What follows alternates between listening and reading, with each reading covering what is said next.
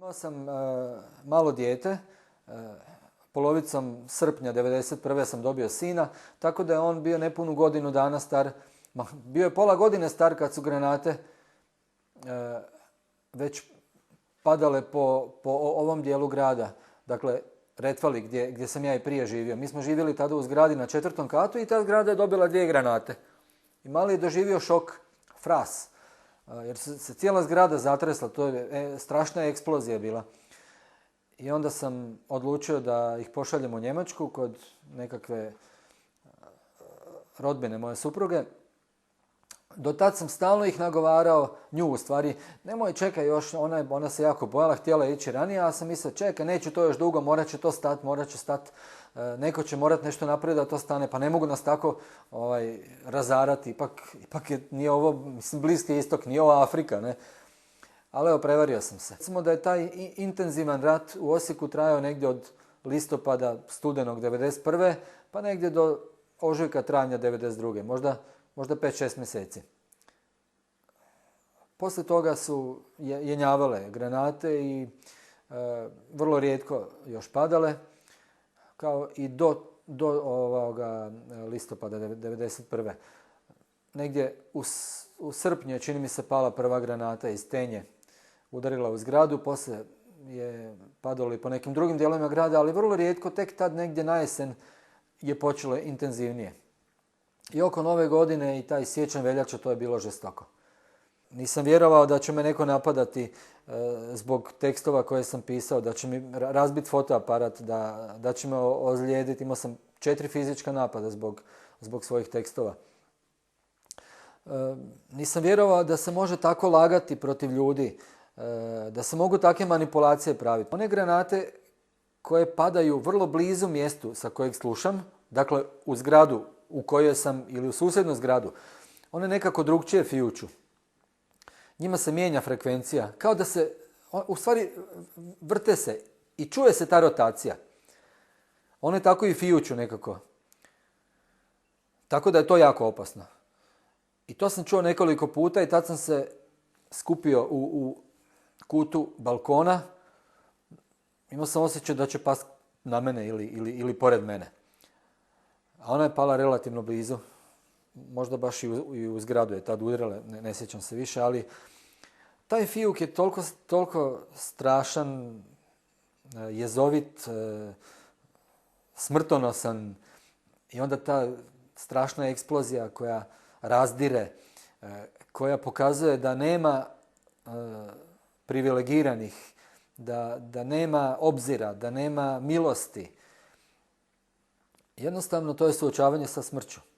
I to ne sa onom smrću na koju smo bili spremni.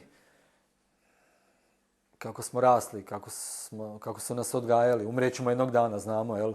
Bićemo bolesni pa ćemo umrijeti. Ili će nas udariti srce ili moždani udar pa ćemo, ili rak ili nešto. Ovo je bila jedna smrt od koje niko nije od nas očekivao da će umrijeti. Najteže mi je bilo gledati osobne tragedije ljudi, poput one u Borovom, poput obitelji nastradalih u Borovom Selu. Recimo, to mi je bilo vrlo teško. Jako mi je teško bilo gledati mrtvog kira. Jer sam bio isto tako jedini novinar koji ga je fotografirao mrtvog. Morao sam to napraviti jer mi je to bio posao.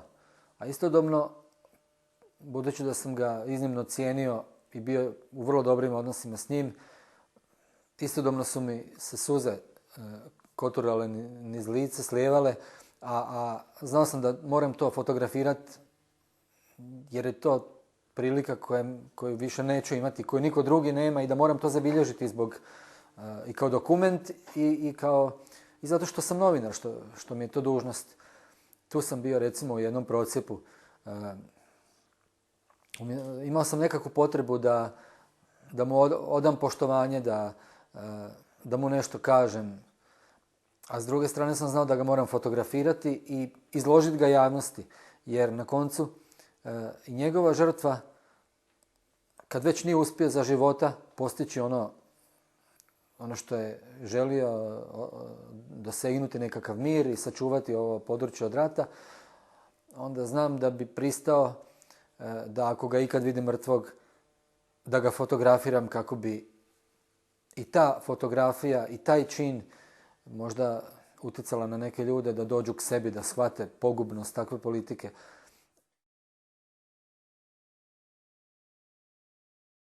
Ekstremni su bili uvjeti, pa su postale ekstremne i razlike. Vidjelo se ko je kukavica, ko je hrabar, ko je loš karakter, ko je dobar karakter, ko je prijatelj, ko je pizda, da se najbolje izrazim. Sve se jednostavno u takvim uvjetima gdje je život u pitanju, gdje se događaju ekstremne promjene u kratkim vremenskim razdobljima, gdje su najvažnije stvari na kocki, gdje se sve banalizira, ljudi pokazuju svoje karakterne osobine razgoličeno. I može se jako dobro zaključiti ko je kakav karakter. Vidite ko je poltron, ko je dosljedan sebi, ko je sklon trgovanju, ko će prodati vlastitu majku za karijeru. Sve je vidljivo. Sve se vidi ko govori istinu, ko laže, Mislim, to je jedno vrijeme vrlo zahvalno. I možda će izgledati paradoksalno ako kažem da je u tim najgorim danima, kad su bile najveća granatiranja, kad je život najmanje vrijedio u gradu, da su to bili možda i najsvećaniji trenuci.